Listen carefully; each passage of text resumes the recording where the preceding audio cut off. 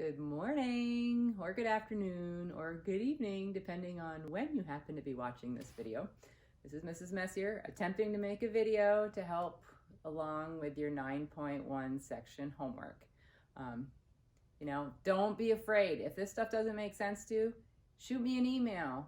I'll get back to you. We can talk, we can FaceTime. It's like, we will get through this, guys.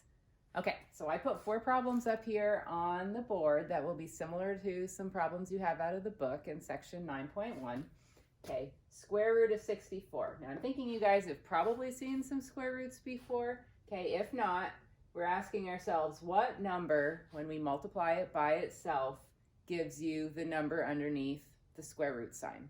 So in this case, you're like, I know what number it is. It's going to probably be 8 times 8. And so we would say the answer is 8, but that's only one of the answers. And there actually really are 2 answers, because if you also multiplied -8 times -8, that would also give you a positive 64. So what you're going to usually see me do, people want to just write 8, but what I would prefer you do is to give both answers, and so put a little positive sign and a negative sign in front of those, showing that there are 2 different answers. That will come into play later on in solving some equations. You actually need to make sure that you have both of those. Okay, when we have an equation like this, where you have a squared sign, the x squared is by itself, and just like we normally do opposite operations, so if you had a positive number and you wanted to get rid of it, you would do the opposite operation, so we would subtract it. The opposite operation from squaring is taking the square root. So if I take the square root on the left-hand side, that would leave me with just an x, because the squared sign and the square root cancel off.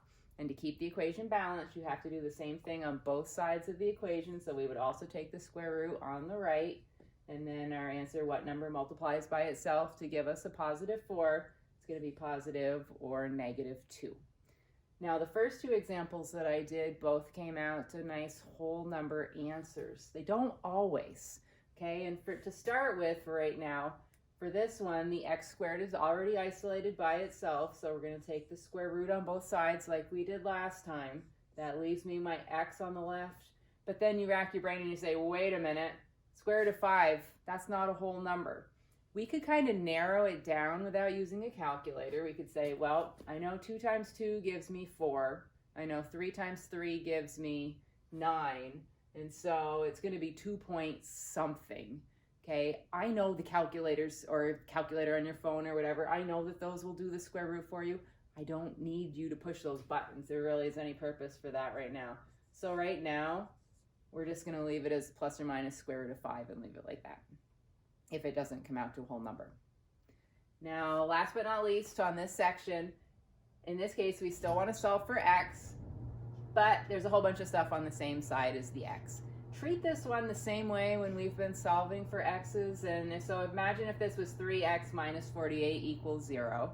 Our first step would be adding 48 to both sides. So I have 3x squared equals 48. My next step, since 3 was being multiplied by x squared, would be to divide by the 3. X squared equals, I believe, 48 divided by 3, 16. And now this looks similar to this problem that we had over here, where we're going to take the square root on both sides. So x equals, and the square root of 16, what number multiplies by itself to give me 16, would be plus or minus 4.